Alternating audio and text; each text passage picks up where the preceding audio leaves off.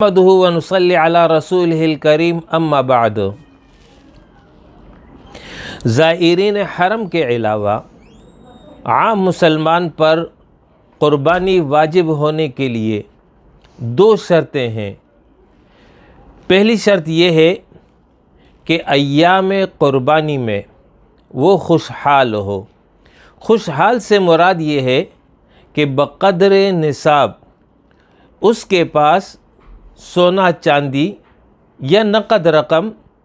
یا سامان تجارت یا بنیادی ضرورت سے زائد سامان، یعنی جو اس کی حاجات اصلیہ ہیں اس سے زائد سامان وغیرہ موجود ہو۔ یہ تمام اشیاء،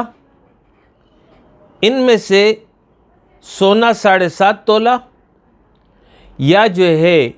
چاندی 52.5 تولہ اور باقی تمام اشیاء چاندی کے نصاب یعنی 52.5 تولہ کے بمقدار اگر یہ موجود ہوں گی ایام قربانی میں تو پھر جو ہے اس پر قربانی واجب ہوگی۔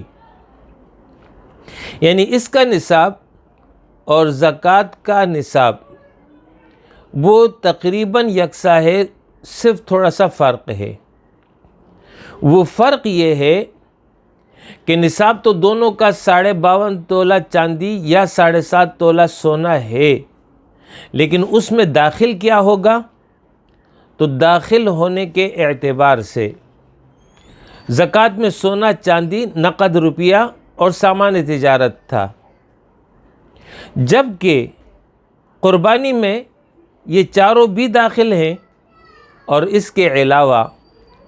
زائد الضرورت سامان وہ بھی داخل ہوگا، یعنی جو اس کی حاجت اصلیہ ہے اور بنیادی ضروریات کے سامان ہیں اس کو نکال کر کے باقی اضافی جتنے بھی اشیاء ہیں اس کے پاس وہ نصاب میں شمار ہوں گی۔ 2 مکان ہے یا جو ہے 2 پلاٹ ہیں، 2 گاڑیاں ہیں وغیرہ وغیرہ۔ بہرحال یہ جو ہے وجوب قربانی کے لیے اول شرط ہے۔ ایام قربانی میں اگر وہ پہلے دن صاحب نصاب ہوا تو قربانی لازم، دوسرے دن ہو گیا تو بھی لازم، تیسرے دن ہو گیا تو بھی لازم، یعنی اس پر سال گزرنا شرط نہیں ہے جیسے زکوٰۃ میں شرط ہے، بلکہ اس میں یہ ہے کہ ایام قربانی میں جب بھی وہ صاحب نصاب ہو گیا قربانی واجب ہو جائے گی۔ دوسری شرط یہ ہے کہ وہ مقیم ہو، مسافر شخص پر قربانی نہیں ہے۔ ہاں البتہ اپنی خوشی سے کرنا چاہے تو کر سکتا ہے، لیکن شریعت نے اس پر واجب نہیں کیا ہے۔ حاجی حضرات، زائرین حرم، وہ جو ہے جب حج تمتع یا حج قران کر لیں، ان دو میں سے کسی ایک کی صورت میں ان پر جو ہے قربانی لازم ہوتی ہے، اس لیے کہ انہوں نے ایک ہی سفر میں 2 عبادات عمرہ اور حج ادا کیا ہے، تو اس کی وجہ سے ان پر قربانی لازم ہوتی ہے۔ وہ قربانی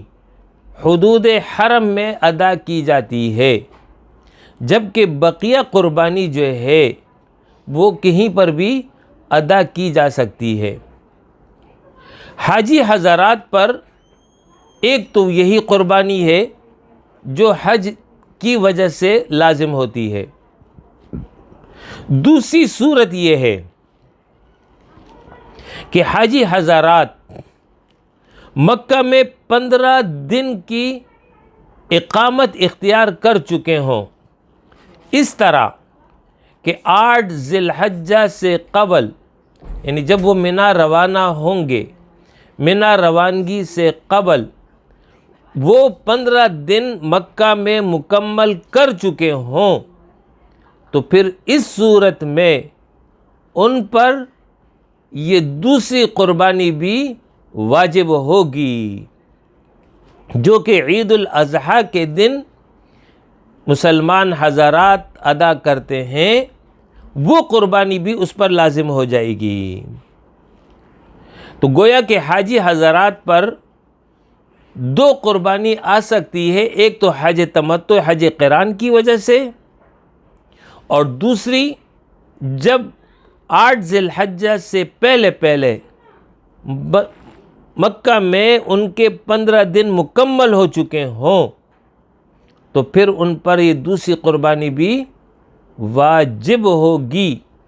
بشرطے کہ وہ صاحب نصاب ہوں، جس کا ذکر میں نے پہلے کر دیا۔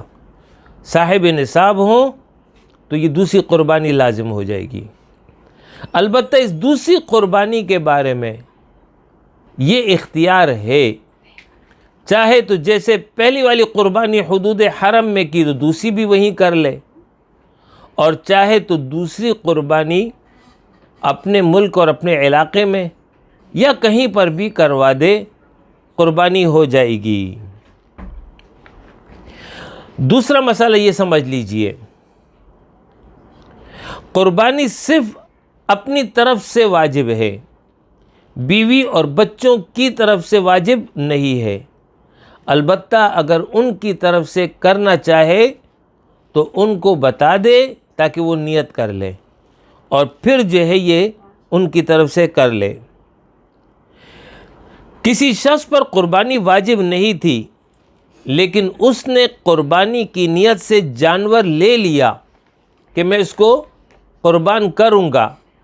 تو اس نیت کی وجہ سے اب اس پر واجب ہو گئی۔ کسی نے نظر منت مانی کہ اس کا فلاں کام ہو جائے تو میں قربانی کروں گا،